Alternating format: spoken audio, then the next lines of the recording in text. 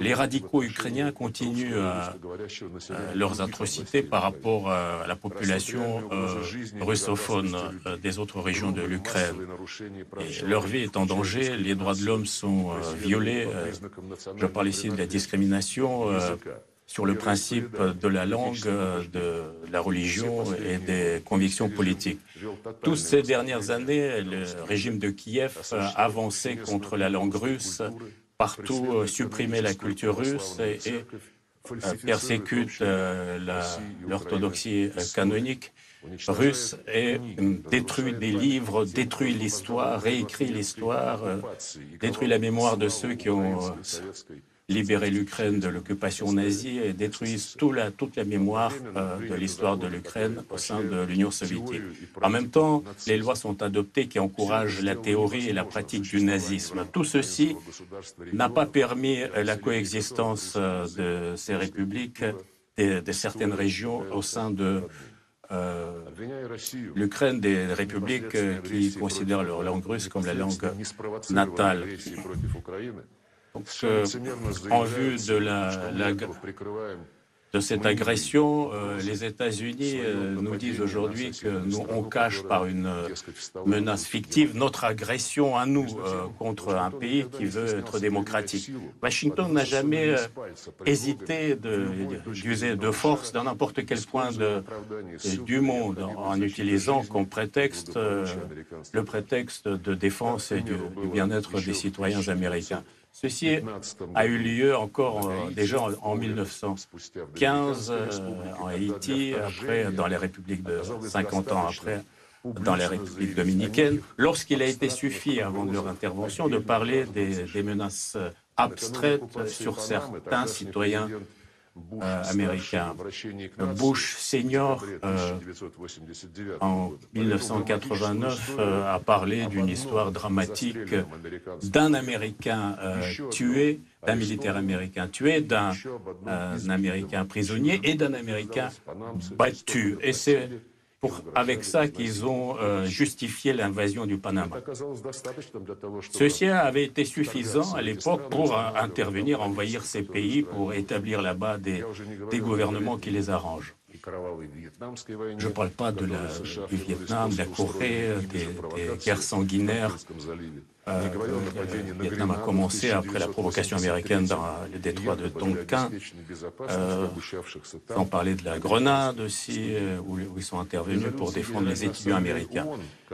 La résolution de l'Assemblée générale de l'ONU qui condamne ces agressions américaines avait été tout simplement ignorée par les Américains. Après, il y a eu l'Yougoslavie que les États-Unis et l'OTAN ont essayé de bombarder pour y établir la démocratie. Et après, l'Irak, la Libye, qui ont été amenés au Moyen-Âge. Et donc, maintenant, c'est à notre tour. Nous défendons nos frontières, notre patrie, tout notre peuple du génocide réel qui est organisé par les descendants des collaborateurs des nazis qui servent maintenant leur maître outre-Atlantique. Maintenant, les États-Unis ont subordonné tout l'Occident collectif pour transformer l'Ukraine en instrument de guerre contre la Russie. De la même façon, Hitler avait armé tous les pays de l'Europe pour attaquer l'Union soviétique. De la même façon, comme à l'époque, ces projets ne pourront jamais se réaliser. C'est ce qu'a dit notre président fin septembre. Sur les territoires libérés du régime nazi, à Zaporojia et à Kherson, leurs citoyens ont volontairement préféré faire partie de la Russie. Après la République de Donetsk et de Lugansk, ces deux oblasts ont proclamé leur rattachement à la Russie. Ces républiques de Kherson et de Zaporojia se sont adressées à la Russie pour adhérer au sein de notre pays, de notre État. Tout ceci était basé sur une expression libre de la volonté des peuples pendant les référendums. Nous respectons beaucoup ces résultats, nous respectons complètement ces résultats qui correspondent au droit international, surtout au principe de l'ONU, de l'égalité souveraine des États et le droit des peuples pour l'autodétermination. En conformité avec la loi fédérale constitutionnelle concernant le rattachement d'autres sujets à la République, à la Fédération de Russie, donc notre président a informé effectivement des désirata de ces républiques et donc a signé des traités correspondants avec ces régions.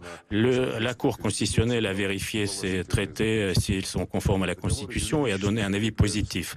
Donc ces traités ont fixé juridiquement l'entrée de ces républiques au sein de la Fédération de Russie et confirme donc la création de nouveaux sujets, la République populaire de Lugansk, de Donetsk et des oblasts de Kherson et de Zaporizhia. C'est les gens qui habitent sur ces territoires ont le droit automatique d'obtenir la citoyenneté russe avec tous les droits qui vont avec.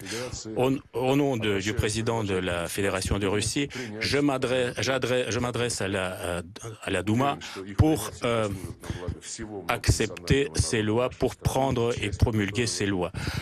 Donc je pense que les gens de Lugansk, de Donetsk, de Zaporizhia et de l'oblast de Kherson vont faire partie maintenant de notre peuple commun au sein de la Fédération de Russie. Merci, Monsieur Lavrov. Maintenant, la parole est donnée au président de la coopération. Voilà pour cette déclaration. On va essayer d'en tirer les enseignements. Patrick Sauss, la vie des populations est menacée par l'armée ukrainienne dans les régions annexées. Discours de sauveur, les États-Unis ont transformé l'Ukraine en une arme contre la Russie. Discours... Il a fait du Lavrov, le chef de la diplomatie russe. C'est presque Poutine. Un copier-coller du discours de Vladimir Poutine vendredi sur ce thème qu'on entend parfois chez les enfants à qui on reproche quelque chose. Oui, mais quelqu'un d'autre l'a fait avant et a fait exactement la même chose. Et là, Sergueï Lavrov a repris pas tout à fait les mêmes exemples que Vladimir Poutine, mais il a pris la même cible, c'est-à-dire les États-Unis, coupables d'avoir envahi le Panama, d'avoir lancé une fausse guerre en Grenade. En fait, tous les coups tordus, parce que oui, il y en a eu des coups tordus des États-Unis dans les années 60, 70, 80, notamment avec la CIA, mais aussi la guerre du Vietnam. Et pour revenir sur à la fois cette menace de l'Occident contre la Russie, mais surtout les États-Unis, qui sont vraiment le bras armé de l'Ukraine.